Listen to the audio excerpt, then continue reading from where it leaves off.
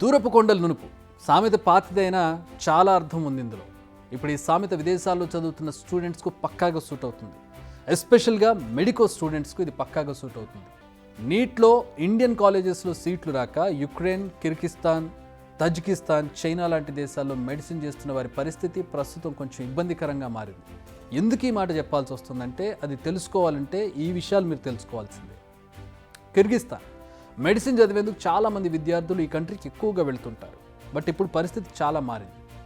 అల్లర్లు జరుగుతూ ఉన్నాయి. స్థానిక విద్యార్థులు విదేశీ విద్యార్థులపై దాడులు చేస్తూ ఉన్నారు. ఓ భయానక పరిస్థితులను అక్కడ సృష్టించారు ప్రస్తుతం. దీనికి సంబంధించి వీడియోలు చాలా వైరల్గా మారాయి. దీంతో విదేశాంగ శాఖ అలర్ట్ అయింది. అందరికీ ధైర్యం చెప్పింది. అక్కడ ఉన్నటువంటి ఇండియన్ విద్యార్థులకు ఇళ్ల నుంచి బయటకు రావద్దని సూచించింది. ఆ దేశ ప్రతినిధులతో సంప్రదింపులు జరిపారు. ప్రస్తుతం సిచ్యువేషన్ కంట్రోల్లోనే ఉంది.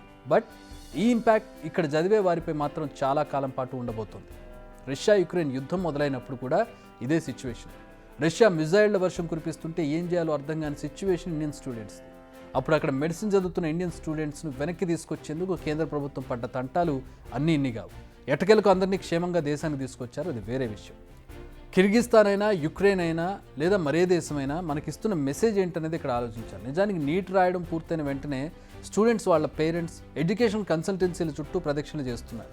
ఏ దేశంలో తక్కువ ఖర్చుతో మెడిసిన్ పూర్తి చేయొచ్చో వెతుకుతున్నారు, అందులో చేరుతున్నారు. ఇలాంటి వారి సంఖ్య ప్రతి ఏటా 3 నుంచి 4,000 మంది ఉంటుందంటే విదేశాలు ఎంబీబీఎస్ చేయడానికి ఎంతమంది వెళ్తున్నారంటే మనం నమ్మి తీరాలి. అయితే దీంట్లో మరో కోణం, మనం నమ్మలేని నిజం ఏంటంటే వీరిలో సగం మంది అండర్ గ్రాడ్యుయేట్లుగానే మిగిలిపోతున్నారు. అంటే ఎంబీబీఎస్ తోటే ఆగిపోతూ ఉన్నారు. ఎందుకు ఇలా జరుగుతుంది? ఈ ప్రశ్న ఇప్పుడు విదేశాల్లో చదువుతున్న విద్యార్థులు, వారి తల్లిదండ్రులు, భవిష్యత్తులో విదేశాలకు తమ పిల్లల్ని పంపాలనుకున్న పేరెంట్స్ ఆలోచించారు. అయితే ఇందులో పెద్ద ప్రాబ్లం ఏంటంటే విదేశాల్లో చదువుతున్నారు, ఎంబీబీఎస్ డిగ్రీ అందుకుంటూ ఉన్నారు, అంటే ఆ దేశపు డిగ్రీ. బట్ ఇండియాలో ప్రాక్టీస్ చేయాలంటే ఇక్కడ మరో ఎగ్జామ్ రాయాల్సి ఉంటుంది. అదే ఫారిన్ మెడికల్ గ్రాడ్యుయేట్స్ ఎగ్జామ్. ఇది రాసి అందులో క్వాలిఫై అయితేనే, అందులో పాస్ అయిన వారికి మాత్రం ఇక్కడ ప్రాక్టీస్ చేసుకుంటే డాక్టర్గా ఇక్కడ పనిచేసే అవకాశం ఉంటుంది. లేదంటే ఆ ఎంబీబీఎస్ పట్టా ఎందుకు పనికి రాకుండా పోతుంది. అయితే అత్యంత సాడ్ న్యూస్ ఏంటంటే లాస్ట్ 5 ఎఫ్ఎంజీ ఎగ్జామ్స్లో కనీసం ఒక్కసారి కూడా పాస్ పర్సంటేజ్ 30 దాటలేదు. అంటే 30% దాటలేదు. అంటే 100 మందిలో 30 మంది కూడా దీంట్లో క్వాలిఫై కావట్లేదు. గడిచిన 5 ఏళ్లలో డిగ్రీలు సాధించిన వారిలో 70% మంది తాము చదివిన చదువులు వేస్ట్ అయ్యాయని చెప్తున్నారు. అసలు ఏంటి ఈ ఎఫ్ఎంజీ ఎగ్జామ్స్? ఒకసారి ఫుల్ డీటెయిల్స్లోకి వెళ్దాం. విదేశాల్లో ఎంబీబీఎస్ చదివొచ్చాక ఎఫ్ఎంజీ ఎగ్జామ్ రాయాల్సి ఉంటుంది. ఈ ఎగ్జామ్ పాస్ అవ్వకుండా డాక్టర్గా నేషనల్ మెడికల్ కౌన్సిల్ నుంచి, స్టేట్ మెడికల్ కౌన్సిల్ నుంచి రిజిస్ట్రేషన్ పొందలేరు. వాళ్ళ గుర్తింపు ఉంటేనే వీళ్ళు ఇక్కడ డాక్టర్లనే గుర్తింపు ఉంటుంది. లేదంటే వాళ్ళు డాక్టర్గా ప్రాక్టీస్ చేస్తే ఇల్లీగల్ అవుతుంది, జైల్లో పెడతారు. సో ఈ ఎఫ్ఎంజీ ఎగ్జామ్ రాయాలి. అక్కడ ఎంబీబీఎస్ చేసి వచ్చినా కూడా, వాళ్ళ డిగ్రీ ఉన్నా కూడా భారతదేశం ఒక ఫిల్టరేషన్ పెట్టింది. అంటే అక్కడ చదివిన ఎంబీబీఎస్ మనకి సూట్ అవుతుందా లేదా, ఇది ఇక్కడ వీళ్ళు ప్రాక్టీస్ చేయడానికి క్వాలిఫికేషన్ ఉందా లేదా. ఎందుకంటే ఇది ప్రజల ప్రాణాలతో ముడిపడి ఉంది. ఏ ఇల్లు కట్టడమో లేదంటే మరొక విషయం అయితే వేరేది, కానీ ఇది ప్రజల ప్రాణాలతో ముడిపడి ఉంది.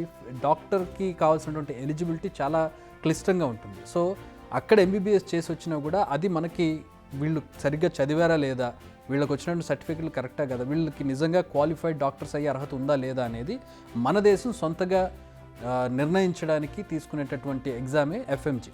దీంట్లో ఈ స్క్రీనింగ్లో సెలెక్ట్ అయితేనే, దీంట్లో క్వాలిఫై అయితేనే వాళ్ళకి ఇక్కడ డాక్టర్గా పనిచేసే అవకాశం లేదా ప్రాక్టీస్ చేసే అవకాశం ఉంటుంది లీగల్గా. అయితే Canada, America, UK, Australia, New Zealand దేశాల్లో మెడిసిన్ చేసిన వారికి ఎక్సెప్షన్ ఉంది. ఎందుకంటే అక్కడ మనకంటే ఎక్కువ స్టాండర్డ్స్ ఉంటాయి. స్టాండర్డ్స్ లెవెల్ని బట్టి మన దేశంలో పనిచేసుకోవచ్చు. ఈ 5 దేశాలను మినహాయిస్తే మరి ఏ దేశంలో అయినా, చైనా కావచ్చు, కిర్గిస్తాన్ కావచ్చు, ఉజ్బెకిస్తాన్ కావచ్చు, ఇంకే దేశం అయినా సరే అక్కడ ఎంబీబీఎస్ చేస్తుంటే ఇక్కడ ఎగ్జామ్ రాయాల్సిందే, పాస్ కావాల్సిందే. మరి పాస్ కాగానే పట్టా ఇచ్చేస్తారంటే నో అనే చెప్పాలి. అలా ఎగ్జామ్ పాస్ అయిన వారికి ఇండియాలోనే 1 year ఇంటర్న్షిప్ ఉంటుంది. ఈ ఇంటర్న్షిప్ పూర్తి చేస్తేనే నేషనల్ మెడికల్ కౌన్సిల్ గుర్తింపిస్తుంది. అప్పుడు మాత్రమే స్టేట్ మెడికల్ కౌన్సిల్లో రిజిస్ట్రేషన్ చేసుకుని డాక్టర్గా ప్రాక్టీస్ చేయొచ్చు.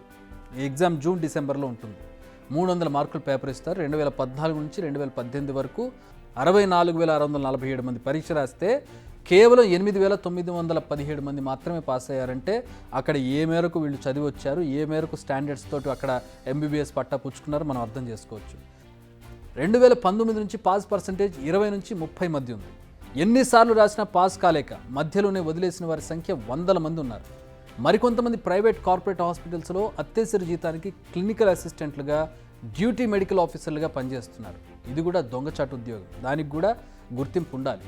ఇలా చేస్తూ దొరికితే హాస్పిటల్స్పై వారిపై కఠిన చర్యలు తీసుకుంటారు.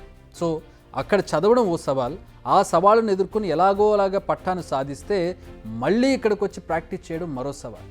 అందుకే విదేశీ విద్య మోజులో పడేవారంతా, ప్రత్యేకంగా ఎంబీబీఎస్ చేసే వాళ్ళంతా 1-2 సార్లు ఆలోచించుకోవాలి. మీరు తీసుకునే నిర్ణయం మీ జీవితాన్ని మార్చేస్తుంది.